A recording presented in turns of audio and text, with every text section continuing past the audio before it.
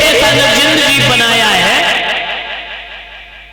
दशा देखी हो एक हाथ कट जाए ब्रजेश भैया कोई मतलब नहीं, हाथ कटे सो कटर रहे, लेकिन पेट को समय से भरो, पैर कटे से कट जाए कोई मतलब नहीं, लेकिन इसे भरो। घर में कोई गमी हो जाए, कोई मौत हो जाए, रो चिल्लाओ, लेकिन इसे भरो। और सुबह भरो तो शाम को खाली, और शाम को भरो तो सुबह खाली। सारी जिंदगी हो जाती है पेट भरते भरते, लेकिन ये कभी भरता नहीं। और पेट भरते भी हो तो रोटी से, और रोटी तो खैर सभी खाते हैं, कोई पतरी पतरी घी तो चुपर के बढ़िया पनीर के साथ खाए ले, और कोई मोटी मोटी नमक से हैं, पेट तो सभी भरते हैं। खैर रोटी, एक विद्वान कहता है रोटी भी ऐसा चाहती है इंसान को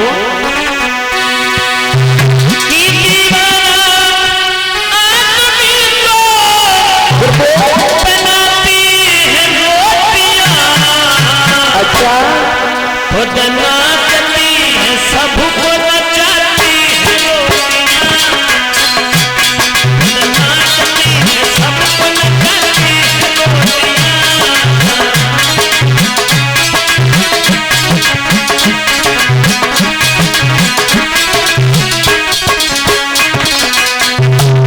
रोटी का काम होता है नाचने का। पहले हाथ में नाचत, फिर पटा पे नाचत, फिर तवा पे नाचत, फिर चूल्हे में नाचत। रोटी के पीछे कौन क्या काम नहीं करता, रोटी के पीछे इंसान झूठ बोलता, रोटी के पीछे पानी भी कुएं का बेचता, भाई का दुश्मन भाई है रोटी के लिए, पंच कहीं पे अन्यायी है रोटी के लिए, बहु साथ में लड़ाई है रोटी के लिए।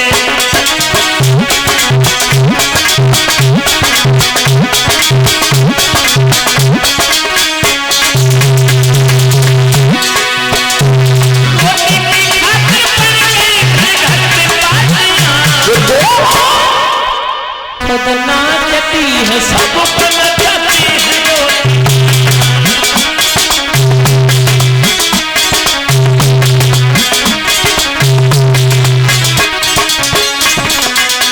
याद रखना, प्रहलाद कहने लगे गुरुजी तुम हमारे पिता के द्वारा ही अपना पेट भरते हो, इसलिए तुम मेरे पिता का गुणगान करते हो, लेकिन मैं अपने पिता को नहीं मानता हूं। अरे नारायण स्वाधीन ब्रह्म विश्वात्मा श्री हरि, जिन्होंने जगत की उत्पत्ति की, जगत के पालन करता है, जब भगवान सोते हैं तो सारी सृष्टि को अपने जो है अंदर समायोजित करने के बाद सोते हैं, और भगवान ही पालन करता है। भगवान की असीम अनुकंपा से, भगवान के बगैर इशारे से संसार में एक पत्ता नहीं हिल सकता। और तुम मेरे बाप को मानते हो ईश्वर, लेकिन मैं नहीं मानता हूं। समझाया है गुरुजनों ने, मगर प्रहलाद ने कहा है पिताजी तो तुम मानते हो, लेकिन आप मानते रहो ईश्वर, मेरा तो सच्चिदानंद स्वाधीन ब्रह्म विश्वात्मा श्री नारायण ईश्वर है, मैं मरते दम तक भगवान का नाम नहीं भूलूंगा। प्रहलाद को लेकर के हिरण्याकश्यप के नजदीक पहुंचा दिया है, और कहा है षंड और अमरकन्यकेश ने तो एक बात नहीं मानी, ये तो तुम्हारे यश को गिराने में लगा हुआ है, ये तो नारायण का उपासक बन गया। इसीलिए मैंने बहुत इसे समझाया है, आप भी इसे समझाओ, अगर आपके कहने से मान जाए, क्योंकि आपका बेटा है। हिरण्याकश्यप ने समझाया है, कहा है बेटा तुम क्यों मिथ्या में उस नारायण का नाम लेते हो? अरे वो छलिया है, वो कपटी है, उसने अनेक हमारे पूर्वजों का वध किया है, और तो और हमारे सगे भाई हिरण्याक्ष का वध किया है। इसीलिए हम तुम जब बड़े हो जाएंगे तो दोनों लोग मिलकर के उस नारायण का वध करेंगे, उसे मार डालेंगे, अपने पूर्वजों की मौत का बदला ले लेंगे। प्रहलाद कहने लगे पिताजी ये तो आपका अपमान बोल रहा है, ये तो आपकी अज्ञानता है, ये आपका भ्रम है। भगवान को कोई नहीं मार सकता, वो तो कालों के काल है। हिरण्याकश्यप को क्रोध आ गया, कहने लगा ये वैसे नहीं मानेगा, हम ऐसे बच्चे के भूखे नहीं हैं, अब इसे तो मारना चाहिए, क्योंकि ये सब लोग हमारा नाम ले रहे हैं और ये हमारा विरोध कर रहा है। उसी समय भगवत श्रोता और हिरण्याकश्यप प्रहलाद को घसीटते हुए खींचते हुए अपनी पत्नी कयादु के आंगन में लेके पहुंचे और कहा है कि कयादु इस बच्चे को समझा, अगर ये राम का लेना बंद कर दे तो ठीक है, तेरे समझाने से मान जाए तो ठीक है, और न माने तो इसे जहर दे करके मार देना, हम ऐसे पुत्र के भूखे नहीं हैं। कयादु ने प्रहलाद को गोद में बिठा लिया, कहा बेटा तुम्हारे पिता ने तुमसे मना किया है कि तुम नारायण का नाम मत लिया करो, कोई परेशानी है बेटा, छोड़ दो नारायण का नाम। बोले माँ तुम भी पिता के रंग में रंगी हो, तुम्हें नहीं मालूम है, मेरे पिता को अभिमान है, लेकिन वो ईश्वर नहीं है, थोड़ी सी प्रभुता पा करके उन्हें वरदान प्राप्त कर लिए तो वो ईश्वर बन गए। ये तो तुम्हारी भ्रमता है, मूर्खता है, अज्ञानता है। मां मैं मर जाऊंगा लेकिन अपने श्री हरि नारायण का नाम नहीं छोड़ूंगा। कयादु ने सोचा है अगर मैंने जहर दे दिया तो मेरा बच्चा मर जाएगा, क्योंकि पति हमसे बोल के गए हैं कैसे समझाना, अगर भगवान का नाम छोड़ दे तो ठीक है, और अगर भगवान का नाम न छोड़े तो उसे जहर दे देना। तो कयादु ने प्याले में विष तो घोल लिया माता को, लेकिन जहर देने के लिए हिम्मत नहीं, कलेजा कांप गया। सोच रही है अगर जहर दे दिया तो बच्चा मर जाएगा, और जहर न दिया तो पतिव्रती धर्म नष्ट हो जाएगा, क्योंकि पति की आज्ञा का उल्लंघन होगा। उसी समय कयादु रोती रही आंगन में। प्रहलाद ने प्याला लिया है, अपने मुंह से जैसे ही लगाया भगवान के दर्शन हुए। जब भगवान के दर्शन हुए हैं तो प्रहलाद ने वो विस्पान कर लिया।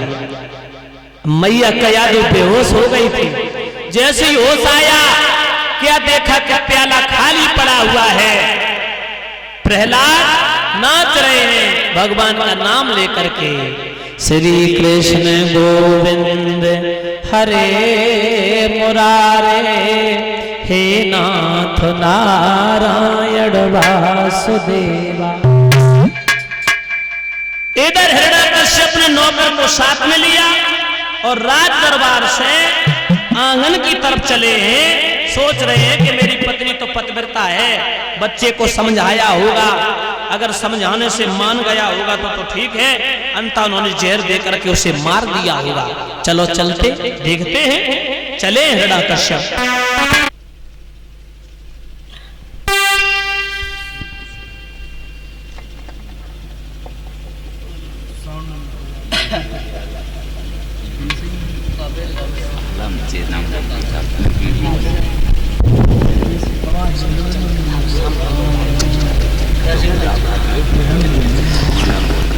और इसी के साथ साथ जो हमारे गले में हाथ डाल करके सम्मानित कर रहे हैं प्रिय भाई मानवर उपेंद्र यादव,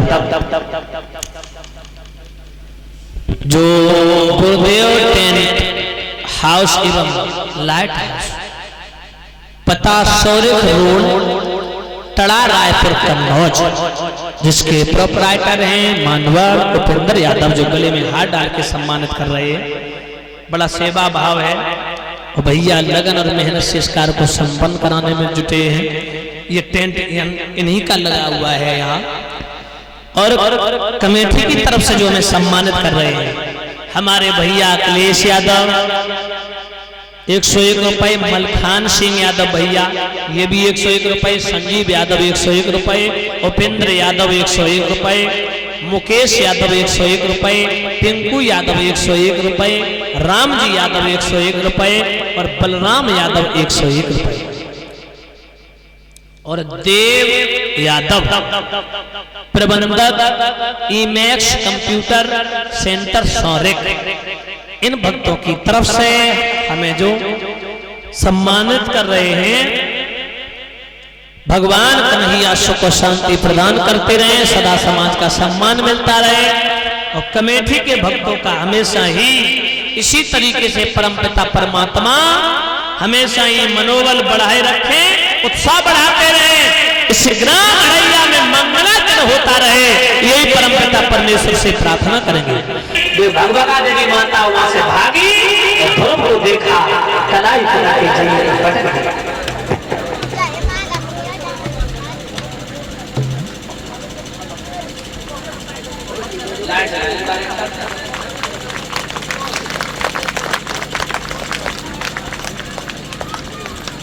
और इसी के साथ साथ बहुत बहुत सम्मानीय श्रीमान विजय सिंह विद्रोही नेताजी की तरफ से सुपुत्र जीतू विद्रोही नंगला तेज से आया, जो हमारे नेता